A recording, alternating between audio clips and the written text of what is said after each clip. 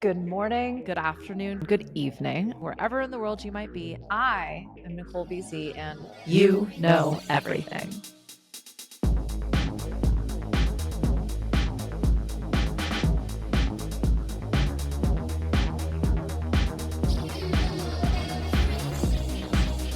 For those of you not watching, you would be unaware that I am in a very foreign room and environment. You might hear the audio. It's so funny. I brought these mics for my client so that they could be remote recording at the drop of a hat. And it turns out I'm the one remote recording at the drop of a hat. I had planned on recording a handful of episodes on the weekend, but I'm now going to be traveling on the weekend. So thank you for going with the flow. And it's so interesting because this week, this episode, what I wanted to talk about was what initiative looks like post hustle culture. And this is coming up for a variety of different reasons. As you know, I like to really tune into the conversations that I'm having with people in business, creating, building in this dumpster fire that is the 21st century. And as we all grow in our own wisdom and experience, our team members are entering the workforce in a completely different generational time. And I have the pleasure and honor of working with Gen Z, but alphas are going to be quickly joining our workforce. And you know you're getting old when you say things like kids these days, right? So this has been coming up a lot. What comes up a lot tends to inspire my conversations with you and also the loops, the things that I believe we are all looping on, the challenges, the questions, the potential answers, the ideal solutions. And so I do my best to kind of create a bit of an arc.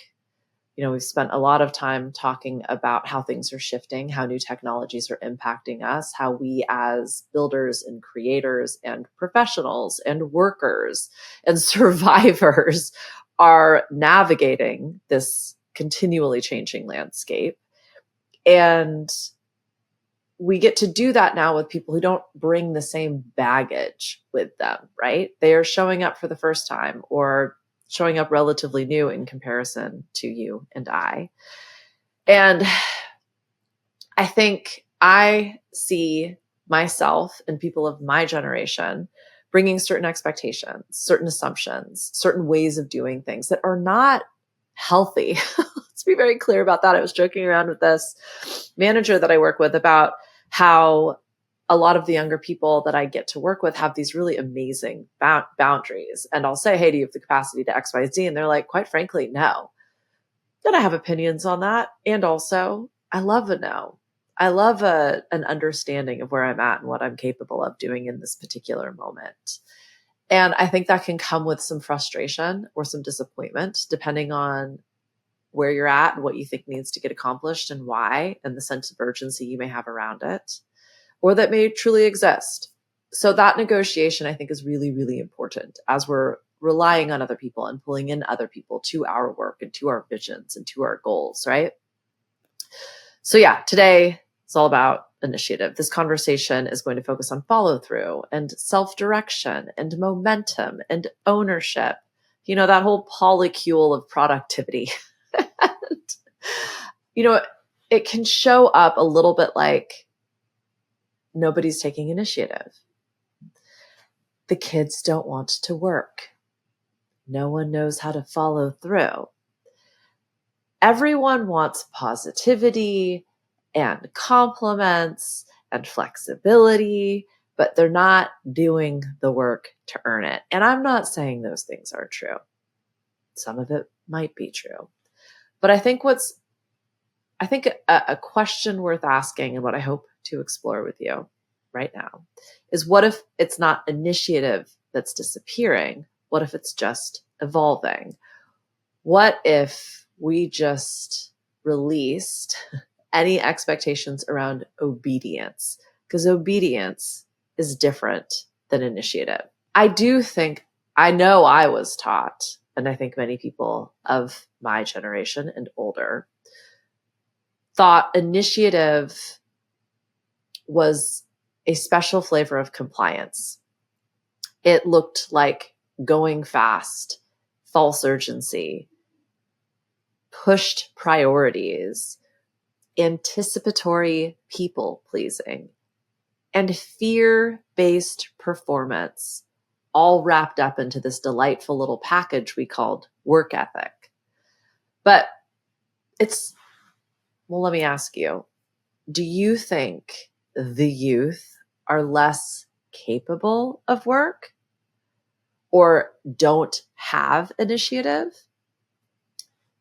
What if they're not willing to sacrifice their life force to systems that feel dishonest, incoherent, extractive, and essentially victimizing because they're fake as hell? These kids aren't getting the same promises we did. The 401k plans, the pensions, the security, the ascension. I mean, you're lucky to keep a job for a year at this point. And most of us are being told we're probably not going to have that either. So what I want to do today is truly get into, what does initiative mean now? How do you create a promise of reward when we don't know what's going to happen next?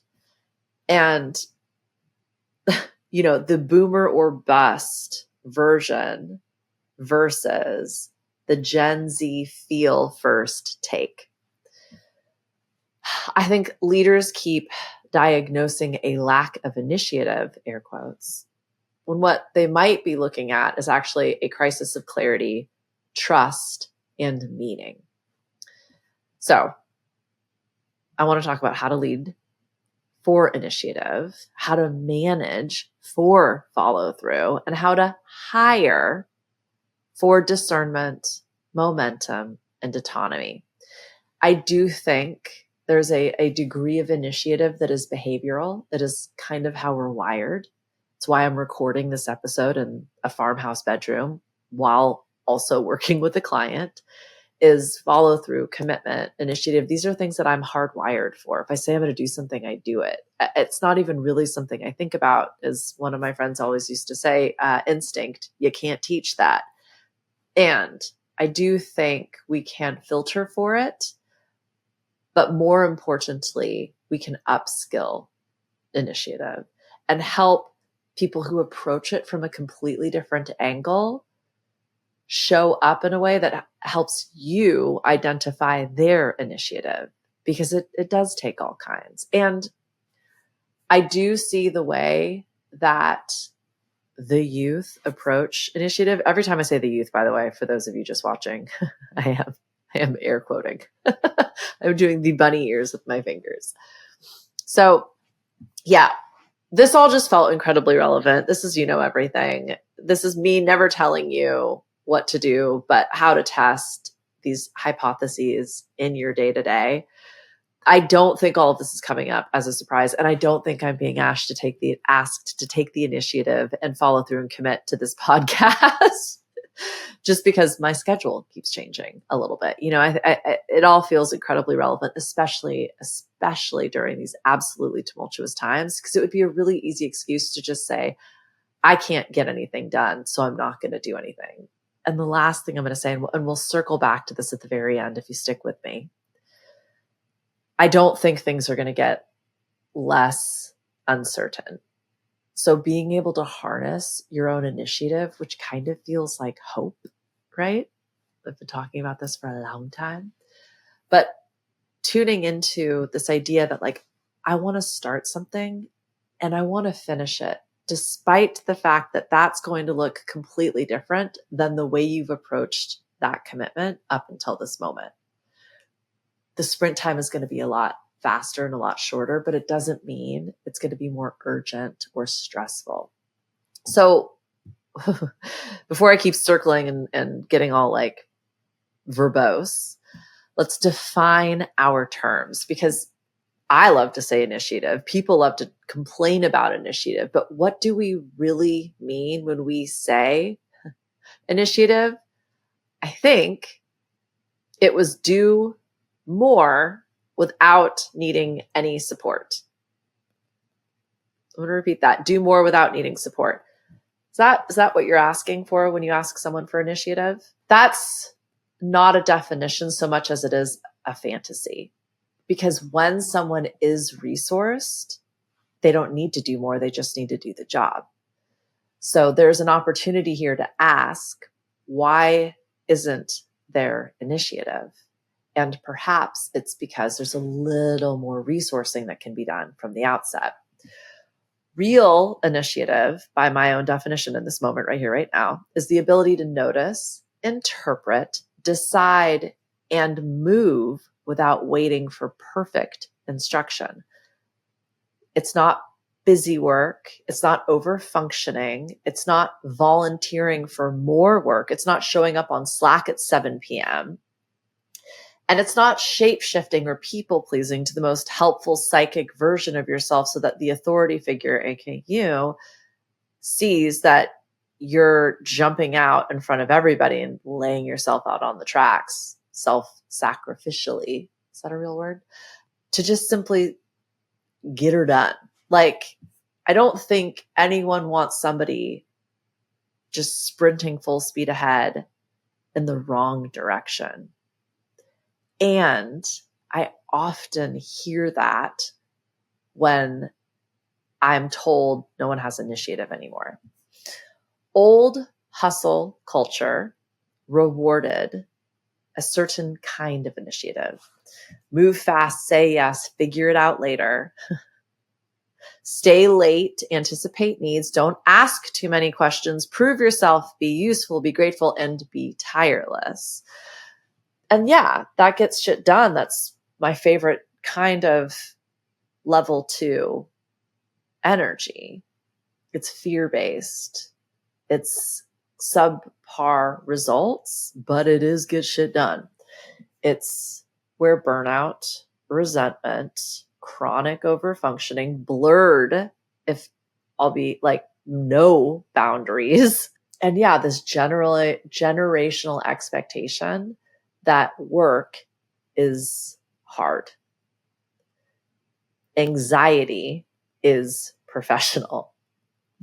And as much as I know you, me, we are creating something really different, I promise you, the expectations you have for yourself, let alone those who work with you, might be haunted by that old school way of engaging with initiative. So as things change, as our tools change, as our technology evolves, so does the need to update the way we trust each other and therefore look for these signals of commitment. The youth are different. Thank the gods. They did not come up in the same trauma that we did. Deloitte found that nearly 9 in 10 Gen Z and millennial respondents say a sense of purpose matters to their job satisfaction. And 60%, 6 in 10 of these respondents reported living paycheck to paycheck, with cost of living remaining their number one concern. So what that means is that these people need to understand context. They need meaning and they need alignment, because quite literally their lives depend on it. Their livelihoods depend on it. Their sense of security depends on it. They are showing up so that they can provide themselves with shelter. That is the bottom level of Maslow's hierarchy of needs, right? So when someone says to you, I might not have the capacity for that, it's because they don't. And it's not because they lack initiative. It's actually because they have a much deeper understanding of their emotional, spiritual, professional well-being than most of us grown-ups as old timers were ever even allowed to question, let alone contemplate. So this is where pattern recognition becomes incredibly useful, where that like emotional intelligence, that EQ helps us navigate how do we support the people that we work with so that they can support us and our organizations and the people that our organizations ultimately sell to. So when I talk to these young women who can say no, I reward that behavior. And it's a cue to me that I can provide more context. How important is this task? How urgent is it that it gets done? If this person is saying they are at capacity, perhaps there's an opportunity for me to support them. Why don't they feel resourced? Do you see how there's like such an incredible opportunity here to ask some questions and learn a little bit more about like, what is it about the to-do list that is maxing out these individuals? And I think something that I know I was super guilty of for almost my entire professional career was saying, well, if I can do it, you can do it too. Now, I thought that was incredibly empowering. I thought I was leveling myself with my people and saying like, hey man, I did everything that's on your to-do list now. And it wasn't a problem for me.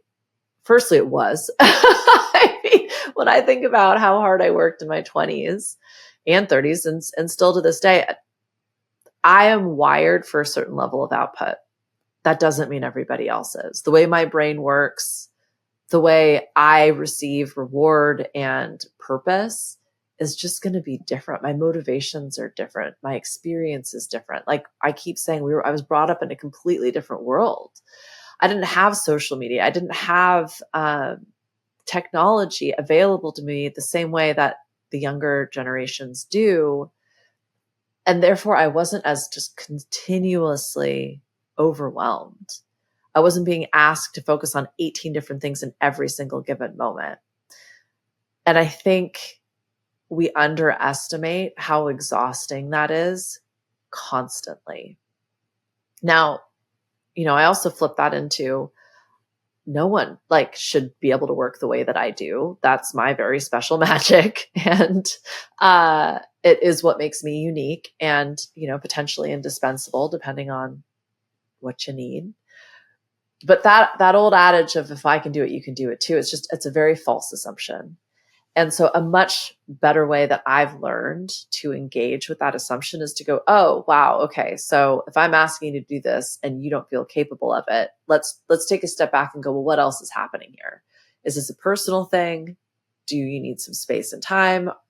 Can I provide you with better training, better resources, better technology? Like, do you need a snack? Do you need a hug? Like what is it exactly that's going on here? Because that then allows that person to feel like they can be successful and not that they have to say no. Because I don't think everyone wants to just kind of show up at work and do the bare minimum. But I hear that assumption. So this lack of initiative it's not necessarily boundary related. And I hear it often enough. It felt like I needed to make a podcast episode about it. I do hear it most often applied to younger generations. And like I was kind of alluding to before, I think it's because the conditions for initiative have become dangerous. Most Americans are in fear of job security right now. It's over 50%. And when you're younger and you're probably the newest hire, it's going to be even higher than 50%, right? When we don't know what's expected of us in terms of job security, that's going to be a distraction. And I think it says, 46% of employees agree they don't even know what's expected of them from their individual job. Half of the people working right now don't know what's expected of them. That's what that Gallup study shows. Leaders are whining that no one takes initiative, but they're not defining what they even expect in terms of initiative. And then you couple that with, it doesn't matter how hard you work, you might not even have a job in a year. So this isn't about initiative. This is about security. And if you don't feel safe, of course, you're not going to go out on a limb.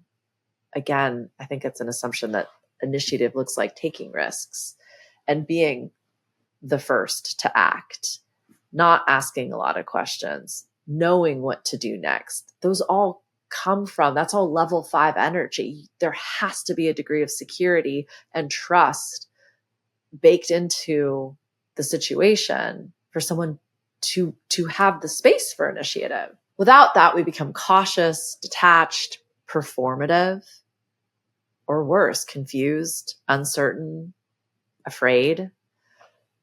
And I think these younger generations are just unwilling to fake devotion to an organization and especially a system that they know they're dispensable in. I mean, I've heard leaders and founders say, like, we could hire 10 people to do your job right now. That is the antithesis of security. Moreover, because the youth have been exposed to so much information and so much technology, they are intrinsically more inquisitive. They want to know why. They want to know how. They want to know when. They want to know all of the variables and varieties and possibilities. They are much more likely to care about the how and how that's aligned to their why. Deloitte found that many Gen Z and Alpha respondents rejected assignments and jobs based on personal ethics or beliefs. Is that a lack of initiative? Or is that a refusal to equate obedience with their values? Obedience and work ethic are not the same thing. So I think, or at least I hear leaders complaining about initiative, but I think it's that there's this expectation that a worker, an employee should overextend themselves to prove something. But really all they're asking for is more context before committing themselves. They don't just assume everything is meaningful or important or a priority. They've seen too much, right? They aren't impressed by hierarchy. Your tenure, your age, your experience, your title doesn't mean the same thing that it used to. Sorry. I don't think they got the same spanking for performance like we did. And I think these are all really good things. I do think this is actually about evolution. We're all going to have different concepts of quality control. And I kind of keep going back to the fact that I'm recording this episode in this fashion right now. The audio isn't going to be great. The visuals aren't going to be great. I'm using my phone because my computer camera kind of sucks. I didn't bring my fancy camera because I didn't anticipate doing this. Like, a lot of people wouldn't release this episode. To me, commitment is important, but I can tell you the algorithm punishes me for that. I have different outcomes for this podcast. I make this to show up for you because I think that gives me a sense of purpose. And I am not doing this for the validation or for the notoriety, but this is my podcast. I get to do it for whatever reasons I want. Most people, most creators, especially podcasters, would define initiative by the ability to create a high quality episode that would meet their standards of release and not necessarily their calendar. They might dip into the archive. They might just skip a week. I mean, in the grand scheme of things, not a lot of people are going to notice, right? So this is where it becomes like this really subjective concept. And I share this story with you just to say, you get to make your own rules. You get to operate from whatever set of standards you desire and recognize that's exactly how people are going to show up for you. So your concept of initiative is not objective. It is not a standardized definition. And get really clear on what it is that you're asking from people and, importantly, why. Again, the old model said, say yes first, move now, figure it out later. Presence equals commitment. Speed is seriousness. I notice your effort if it looks like my effort. Don't be precious. Don't be needy. Just do the damn work. And yeah, there's some strengths in there. There's scrappiness. There's a bias towards action. stamina, tolerance, and the capacity to move before anything feels safe. This is like tech world, circa 2000. All of those companies are failing now because they are broken. The shadow side is real. That model rewards panic. It rewards profits. It confuses urgency with importance. It glamorizes burnout. It punishes discernment and quality control and asking questions. And it produces people who are excellent at jumping, but terrible at choosing. And I think this is why actually we're seeing this whole new generation of workers where they're like, that's just not okay, because it isn't. They want to understand the context. They need to know if this matters, if it's safe. They want to understand the exchange, the reciprocity in the relationship. They want to know why we are doing this and what happens if we get it wrong. These are like really important questions. So what they're seeking and what they're asking for and what they're upskilling towards is discernment, emotional literacy and intelligence, values, boundaries, and a lower tolerance for meaningless, busy work and unsafe power dynamics. Everything we're complaining about right now in terms of the patriarchy and capitalism and colonialism and hegemony. I think I've said that word, hegemony. I've said that word wrong my whole life. Like, why would we create a workplace or reward work behavior that is the problem we're all creating business to topple, or to overcome or to conquer? Like, I've talked a million times about build your own castle so that you can be the own king, queen, in between of your own kingdom so that you can create something completely new. But yet we continue to go through the motions of what was old because the newer, younger, better workforce doesn't show up the same way that we did. I say it takes courage to do it differently. And it will take a certain kind of leader to steward a different way of working that is safe and secure and sustainable. So, okay, talked a lot about what was. Let's talk about what I think can happen and how it could show up. So, 21st century initiative looks like this: noticing a bottleneck before you are assigned to solve it, asking a better question instead of offering a bad answer. I'm pointing at myself. Testing something small instead of waiting for it to break, seeking feedback early instead of hiding until something is discovered, using AI to accelerate drafts without outsourcing your judgment and discernment, naming a risk but pairing it with a proposed path forward, refusing misaligned work while still offering a thoughtful alternative, closing loops. Because in the AI era, starting is actually easier than ever. You can ideate faster, you can outline faster, you can test faster, you can research faster. And we know that employees are adapting AI much, much faster every day. And many leaders are recognizing this and even supporting it. But I hope that we're doing this to create more meaningful work faster, not more work. So this is where the bottleneck becomes very real, right? Decision making, taste making, value alignment, initiative and commitment, and the sustainable stamina to keep going. So what do we do with all of this, right? What initiative is ultimately proving is, do I have the follow through to see this to completion?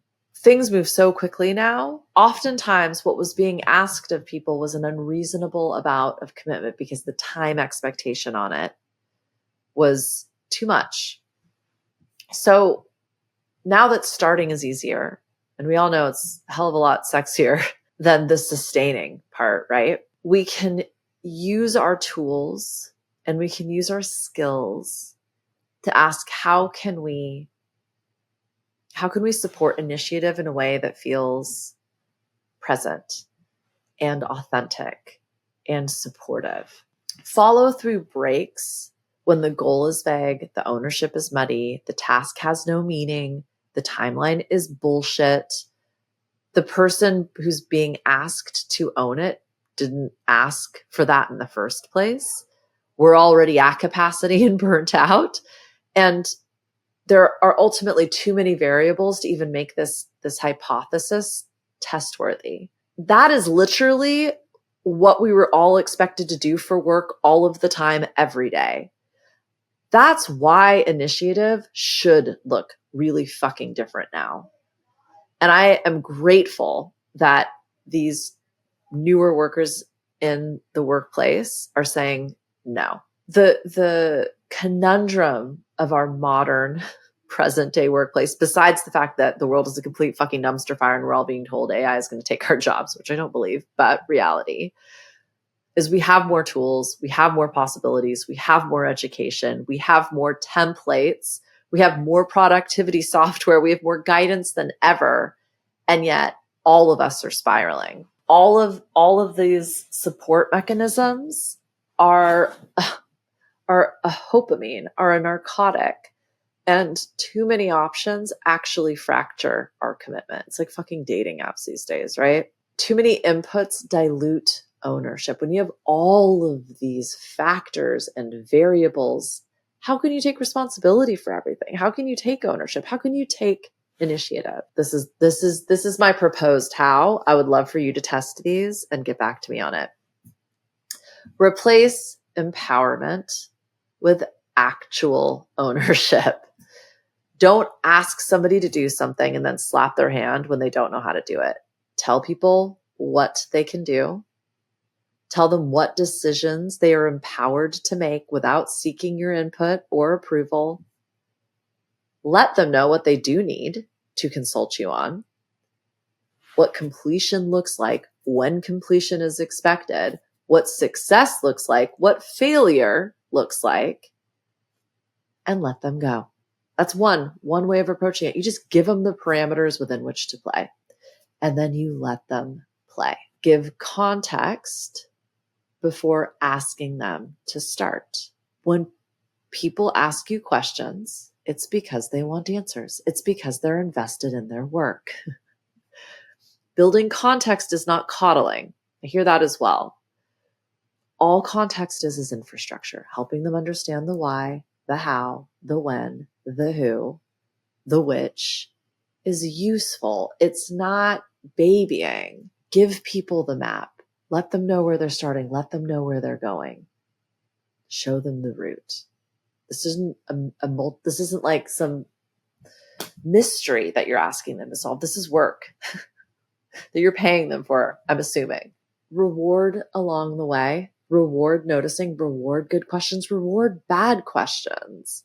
If someone sees a pattern, names a risk, asks a question, or sprints and fails, and then sprints again, reward them, recognize them, call them out, ask what they're motivated by. We want to encourage good behavior. That is by recognizing good behavior, calling it out, and then saying more of that, please. None of this is rocket science. I hope you're hearing that as well. But like, these things aren't happening. And then we ask, why doesn't anyone have initiative anymore? Shorten the feedback loop. Create regular check-ins. Let them know you're checking in. If you feel uncomfortable with taking your hands off the wheel, shorten the amount of time you're doing it for. When you close those loops, you get more information sooner. What did you notice? What did you try? What happened? What did you learn? What's the next move? What went wrong? What was unexpected? What went exactly according to plan? That's how initiative grows. Not through like an annual review. Like we should weekly, why not? And if it's because this is where tools can get really helpful. I just went through this with an entire organization. You don't need to have a conversation with every single person. This can be a data exchange, but you got to create the metrics and you've got to create the timelines around it. Give people the space to create initiative. Lastly, stop confusing obedience with potential. A quiet yes is not always understanding. And in fact, it often is a fear response more than a competence indicator. So how do you identify that? How do you eliminate? How do you read for that? And I think it's asking questions. Tell me what you heard me say. Walk me through the first iteration of this activity. Where do you think you're going to land and when? Gallup's engagement data suggests younger workers are feeling less connected and less clear at work. That's the data. So then my question for you becomes, how will you create that clarity and that connection, especially if you've got a digital workforce, especially if you've got people who are just joining your team who don't have a lot of professional experience, especially if you're a startup, maybe your blueprint has never existed before in this world. Clarity is consequential. So I would challenge you again and always, if you're not seeing what you want, ask yourself, what can you do differently? If your team lacks, air quotes, initiative, don't audit for grit. Audit the security, the safety of the space that you're holding. Now, I told you that I was going to tell you how to hire for initiative. And I've been going through this. I've been hiring people using behavioral questions. Using situational questions, ask things like, tell me about a time you noticed a problem that nobody else saw. What did you do? Describe a time you moved forward with incomplete information. How did you decide what to do? What was your response when you got stuck in the middle of a project? How did you re-engage? Tell me about a time you challenged your boss. Why did you do that? What happened? Can you tell me about a time you chose not to take initiative? Why? The answers to these questions will clue you in to this person's discernment, their risk tolerance, and their ability to negotiate timing. Those three things, discernment, risk, and timing, are your cues for initiative. Initiative is not just saying yes to everything. It's not just sprinting full speed ahead. Initiative is this ability to take the evidence available, to see the patterns, to judge what would be best from the organizational's perspective. Again, that takes time. That takes understanding of the organizational values. And it takes wisdom, which is a combination of experience and time. I'm not looking for performative productivity. I'm looking for impactful action. I think that creates a level of effectiveness that eclipses efficiency. I want to understand how my people think so that we can start to work towards thinking collectively. That to me is the definition of culture. So how do you know where you're at, where your organization is at? For the next few days, just notice the questions that are being asked, the clarity that is being sought, the problems that are getting solved, the repairs or improvements that are getting made, and what's getting completed. Sort this into 4 different categories. And you can just do this for yourself, or you can do this for the people that you work with or your organization as a whole. But what action was taken? What was deferred? What took up an exorbitant amount of time, in your opinion? And where did people seek approval or validation? Those 4 components are going to help you understand your initiative profile, right? What's the patterning? So those things that people keep thinking about or talking about, that's where initiative could potentially grow. Why do they need to talk about it? Why are they waiting? That's where you can get curious and start to work on this collective thinking, this collective problem solving. And this is where clarity shows up, right? So what we're ultimately doing is exploring the friction, the resistance within the organization. What's unclear, what feels risky, what feels like a bottleneck or an obstacle that you can't get around without me or the leader, you. What don't we know? What do we think we know, but we don't? Pricing is a really great example here. Oftentimes you'll find sales are stalling because we're concerned with pricing. So there's an assumption that whomever we're selling to can't access our price point. Why?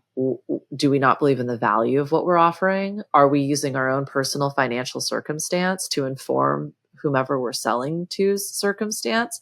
A lot of judgment can exist around that conversation. It's an obvious one, and I'm sharing it for obvious reasons because that is a crucial conversation in your business. So I think lastly, why and how is initiative suffering in your own organization? What's your stance on martyrdom? What happens to someone when they make a mistake? What happens to somebody when they lone wolf it? What happens when problems don't get solved? What happens when ideas dissolve into the ether? Is there consequence? Is there retribution? Is there reward? When we feel like our actions aren't being recognized, or when we feel like our actions are being punished for reasons we aren't in control of, we stop taking them. Let that one sit for a minute. Why would someone volunteer within your organization if it's not going to reward them, or they will be punished for it regardless of if their success is within their control? That is perhaps your secret initiative killer. So a couple of things came up for me while I was recording this episode, or not recording, but researching and recording, it turns out. As a leader, as an organization, as a builder, as a creator, we are often waiting for perfect conditions. They don't exist. If you stop waiting for the ideal moment, the enough ... the permission to, what's there? Initiative. You have enough right now. This is the perfect moment. It's right now. And you don't know what the outcome is going to be. So why let that inform the action you're going to take? And the real question is how have you mirrored that to your people? Because if you are lacking initiative, I can guarantee you they are too. So do the dang thing right now. Stop this episode. Take the initiative and explore what it really means to you in this moment. How do you want to show up so that you can take action right now? My sense is most of us are not struggling with starting. It's with choosing. What is the one thing right now? If I were to stop this episode in this moment, what is the thing I would stop it for? You don't lack initiative. You lack those parameters that I was talking about before. There's too many possibilities. There are no boundaries. We're all trying to do too much with too information, too fast, too soon, in totality. And all of that possibility creates emotional collapse. Like it's too much in any given moment. And I think I'm going to be talking about that in the next episode. It's come up a lot and I've just said it right now, which means it will be the topic. When there are that many things you want to do all of the time, how do you pick one? So my short answer to that is I'm not saying forever, I'm just saying right now. And it doesn't even have to be the thing that feels like it's the most important. It can just actually be the thing that you're most excited about in this moment. Initiative begins by taking action. give yourself permission to just take action on something. It kind of doesn't matter what it is. Test that. Remember, it's never for me to tell you what to do. Test it. Because action is rewarded with momentum, with inertia, with that energy that just keeps flowing and feels like, oh, there's more available to me now. We're not talking about the loudest, flashiest, most performative, highest productivity. That's not what initiative is about, right? Initiative is just about like, let's try this one thing right now and see it through. It's coming back. It's going back to design theory and ideating, hypothesizing, strategizing, implementing, and then taking what we learned in that process and going back to the idea and making it better. It's the ones who come back to the project. It's the ideas that come back into conversation. It's the learning that comes back into practice. It's the resilience we discover after we fall and try again.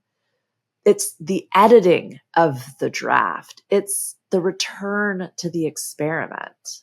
Initiative gets all the glory, but quite frankly, it's the repetitive follow through that harbors the reward.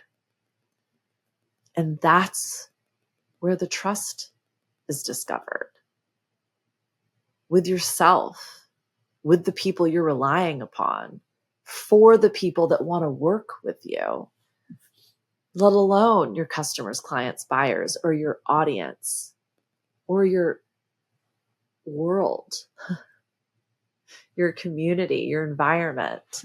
On the other side of initiative is where all the good stuff you desire lives. And when you can connect your people to that desired destination, everybody wins. So no, I don't think initiative is dead or left to us old timers. I think a very unhealthy, performative, fake it till you make it concept of initiative should be composted.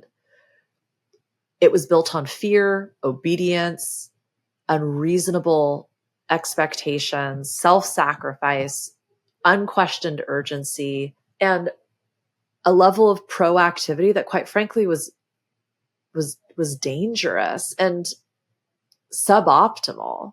Let's recycle that and take what we've learned to create a more intelligent, a more evolved initiative where you can think and create and try something without fear and move without self-abandonment and employ tools to become better at your work and discern at a higher level, where we ask better questions, we connect on deeper levels, our tests become smaller and therefore more frequent and therefore much more able to inform us, and give us better information, which just informs our ability to trust ourselves, our work, our knowing, and create something truly unique, truly special, truly revolutionary, not just evolutionary. So I shared all of this again because it felt incredibly relevant right now. Hopefully not just for me. I know I suffer from overfunctioning. I know I try and answer all of the questions before they've even been asked. And there's a shoot first, ask questions later approach to my work that I find myself spending so much time cleaning up my messes that I perhaps would never have made had I just taken a little more time at the outset to create some context, to check in with my capacity, to make sure I wasn't just saying yes for the sake of it, to do a full internal audit of is this a yes? Why? For what? It's created, there aren't words to describe the level of connection I feel for my teams and my clients and my work and my community. And it's slower than I want, than I have ever expected it, but the rewards compensate for that, right? So yeah, I'm just kind of looking at all of the data that I kind of drew upon, which I didn't really hit on in this episode, but I think I've said everything I need to say. How long did we go for? I don't even have oh my God, I talked for almost an hour. Holy shit. Okay. Well, okay. That is definitely enough. I love you. Thank you for listening. I hope this audio isn't shit. Okay. Bye.